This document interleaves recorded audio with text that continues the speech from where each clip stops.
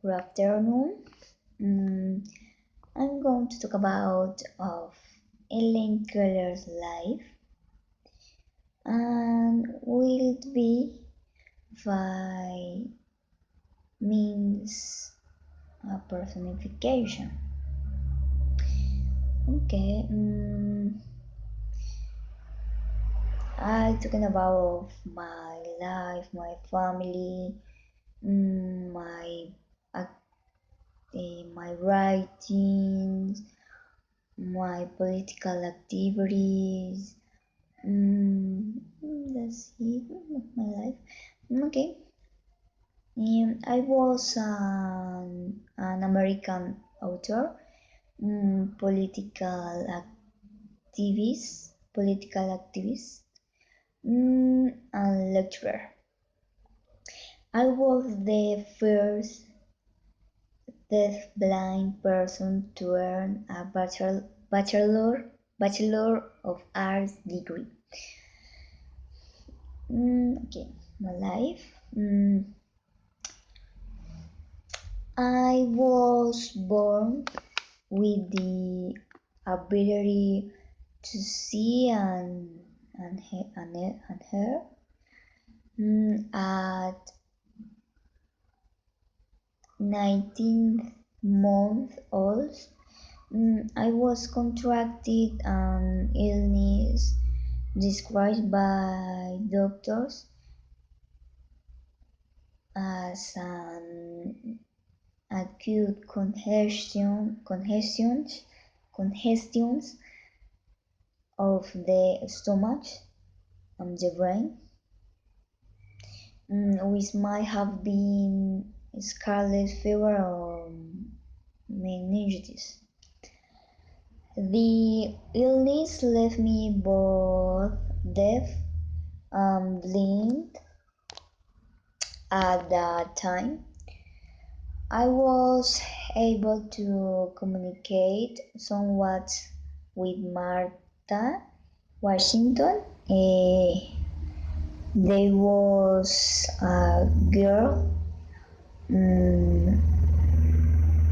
the 6 years old.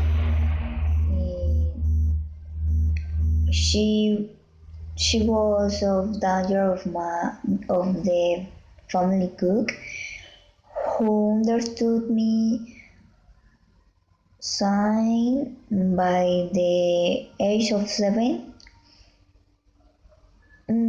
I had more than 60 home scenes to communicate with my family. I was happiness communicate with my family. Was difficult for me. In 1886, my mother, inspired by an account in Charles Dickens' American Notes and the successful education of another deaf and blind woman, Laura Brickman, dispatched me, accompanied by my father, to seek out physician J. Julian Chisholm's an ear, nose, eyes, throat specialist in Baltimore. Michael Anagnos, the school director, at 20 years old, who for students like Anne Sullivan,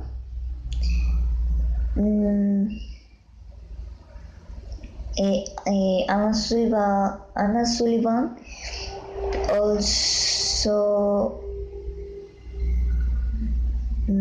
also had visually impaired. Um, eh, she become she become be my instructor. It was the beginning of for 49 years long of relationship during which Sullivan evolved into my governess and eventually my companion.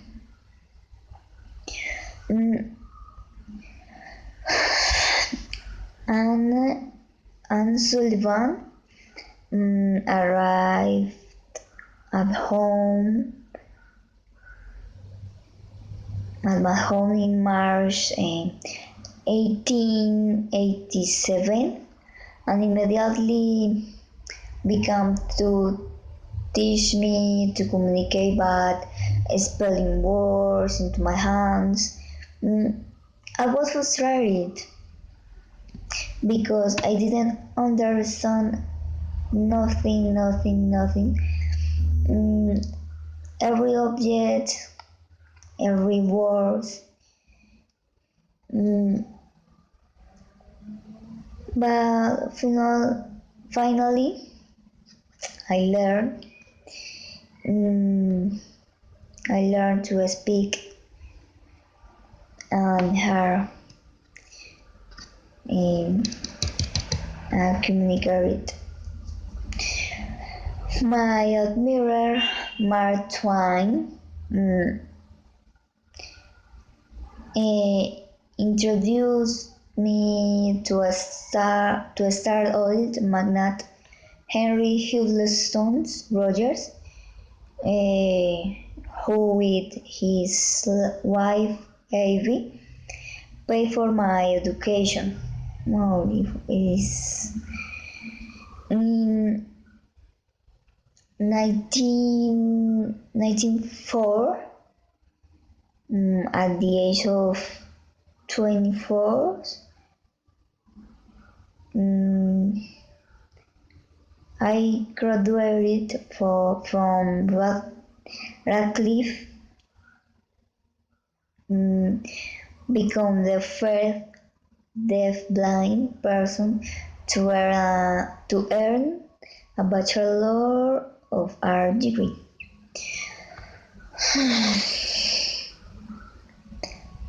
I maintained a correspondence with the Austrian philosopher and pedagogy Wilhelm Jerusalem, who was one of the first to discover my literary talent. Determined to communicate with others as conventionally as possible, I was to speak and spend much of my life giving speech and lectures. I learned to hear people speak by reading their lips with my hands. My sense touch had become extremely subtle. I become proficient at using Braille and reading language with my hands.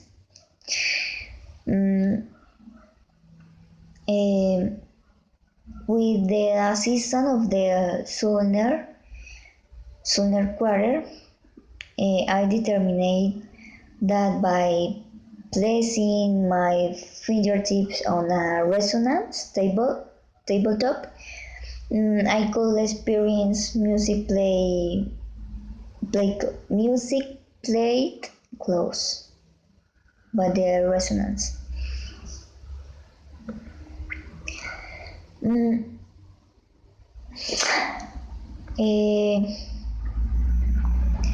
I become a world famous speaker and author. I am remembered as an advocate for people with disabilities and numerous other causes. was a suffragette, pacifist, opponent of Woodrow Wilson. He was a politician.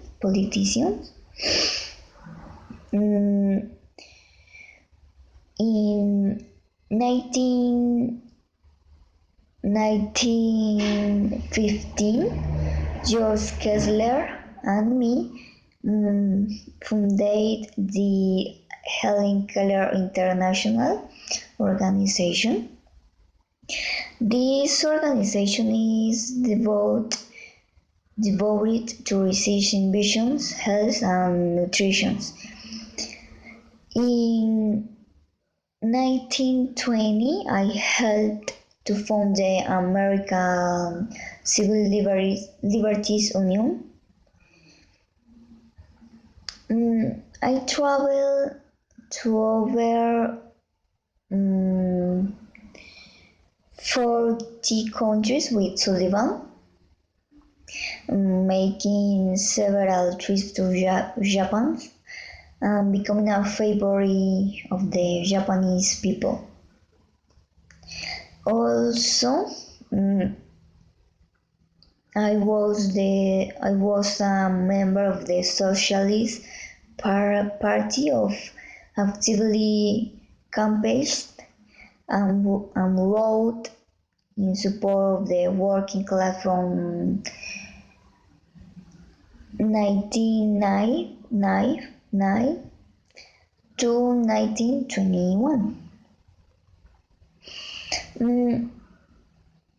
I wrote a total of 12 published books and several articles. One of my earliest pieces of writing was when I had 11 years old. Was the Frost Kings in 1891. There were allegations that this story had been plagiarized from fairies by Margaret Canby. An investigation into the matter revealed that I may have experienced a case of cryptomnesia. I was innocent.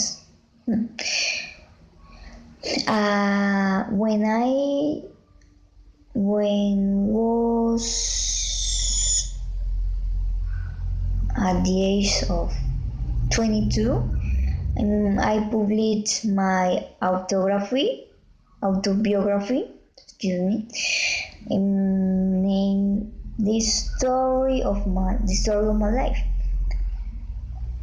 It was in 1993. With help from Sullivan and Sullivan's husband, named John Mamsie. It recounts the story of my life.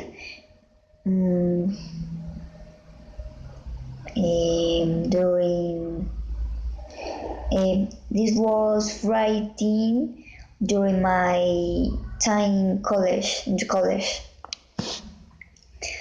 Also, I wrote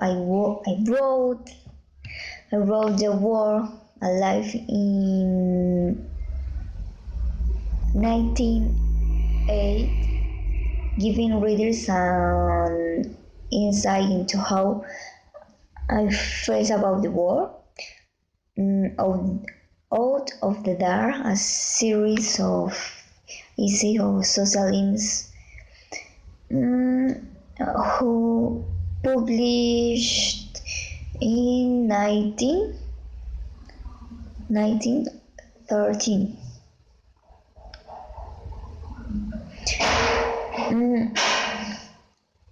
I suffered a series of strokes in 1961 and spent the last years of my life at home.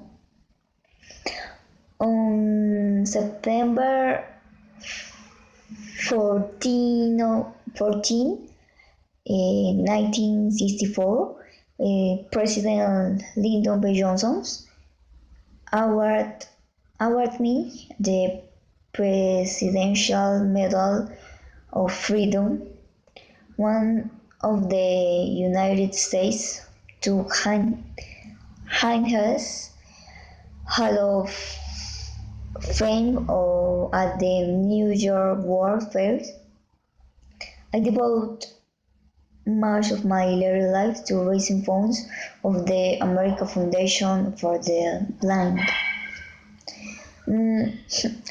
That surprised me on June 1st, 1968, when I was sleeping in my house. We're missing a few weeks of my 88th birthday.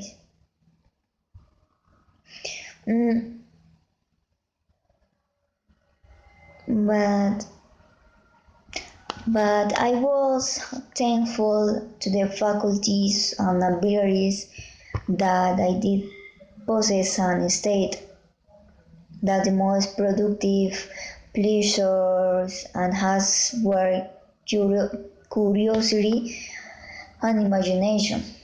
I also spoke of the joys of service and the happiness that come from doing things for others. I imparted that helping you for means were one's only excuse for being in this world, and the doing of things to help one's fellows lies the secrets of lasting happiness. I also thought of the joys of living world and accomplishment and the happiness of achievement.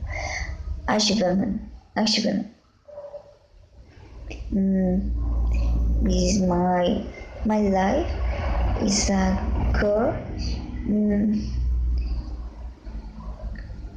I always will be remember because I help to the person who suffer the blind. I help to give them. I hope to give them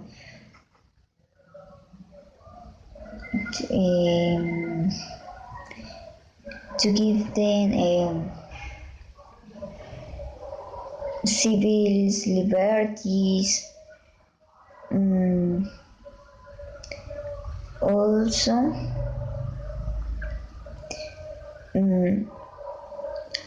I am happy because I did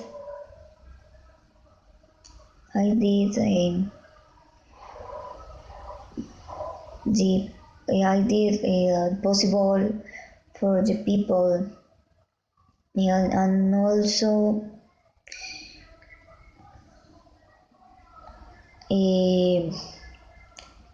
I have happiness because my illness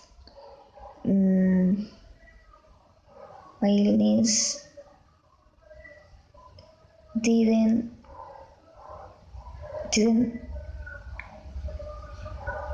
my illness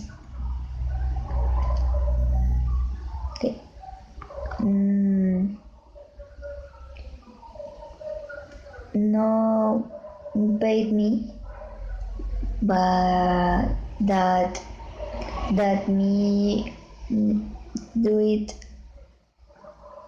for the people, for the persons. Okay. And thank you for the attention. Okay. Bye bye. Thank you. Thank you so much.